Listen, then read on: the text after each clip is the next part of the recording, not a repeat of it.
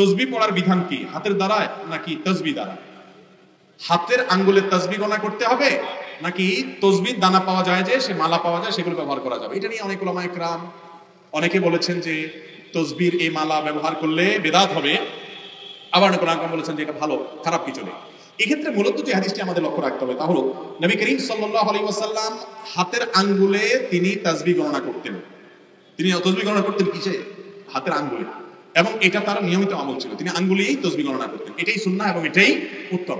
এবং তিনি মহিলাদেরকে একবার বলেছেন, ইয়া নিসা আল মুমিনাত, মুমিনিন, হে মুমিনদের স্ত্রীগণ, নারীগণ, আলাইকুম বিত-তাসবিহ ওয়াত তাহলিল, তোমরা তাসবিহ তাহলিল করবা।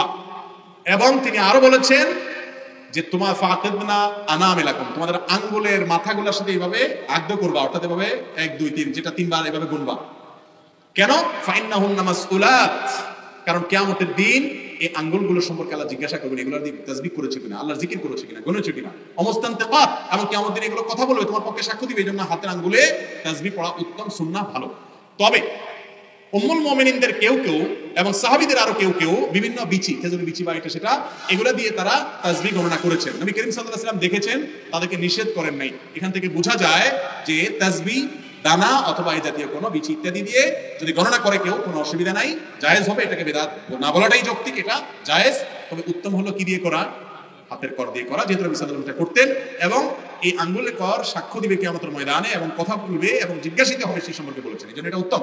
কিন্তু তাসবিহতে গণনা করা নাজায়েজ নয়, সেটাও জায়েজ আছে। অনেকে আছেন তাসবিহকে আসলেই শো অফ করে, এভাবে দেখবেন যে লালাপার মধ্যে ঘুরাইতে থাকে। হ্যাঁ, অনেকে শুধু ধরে রাখে, অনেকে আসে তাসবিহ পড়ে না, শুধু টানতে থাকে, অযথা শুধু শুধু টানতে থাকে, দেখছেন না? তো এটা করা অনুচিত এবং বেহুদা কাজ। কিন্তু তাসবিহতে তাসবিহ গণনা করতে হবে। ভাই, আরো কিছু প্রশ্ন আছে, কিন্তু রাত গভীর হয়ে গেছে। আমরা অনেক কথা বলেছি, এত কথা বলার আমার ইচ্ছা ছিল না, আমি আধা ঘন্টা কথা বলবো, বাট আলহামদুলিল্লাহ আপনারাও বসছেন মনোযোগ দিয়ে, আমারও দীর্ঘ সময় কথা বলার তৌফিক হয়েছে, অনেক কথা বলা হয়েছে।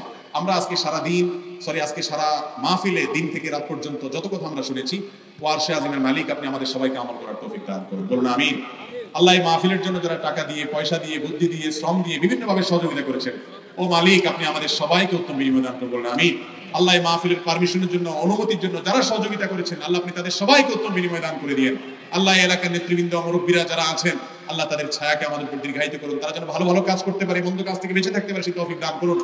আল্লাহ আমাদের এই এলাকার অনেক মুরব্বী দুনিয়া থেকে চলে গেছেন, কবরবাসী হয়ে গেছেন, তাদের সবাইকে আপনি মাফ করে দিন, বলুন আমিন। আমাদের মুরব্বীরা যারা বেঁচে আছেন, তাদের ছায়া এবং হায়াতকে আল্লাহ দীর্ঘায়িত করুন, বলুন আমিন। এবং এই মাহফিল যারা যেভাবে কষ্ট করেছেন, অনেক প্রবাসী ভাইরা হয়তো টাকা পয়সা দিয়েছেন, আয়োজক ভাইরা কষ্ট করেছেন, এলাকাবাসী কষ্ট করেছেন, হে আরশে আজিমের মালিক আপনি সবার কষ্টের জন্য উত্তম বদলা এবং সওয়াব দান করবেন।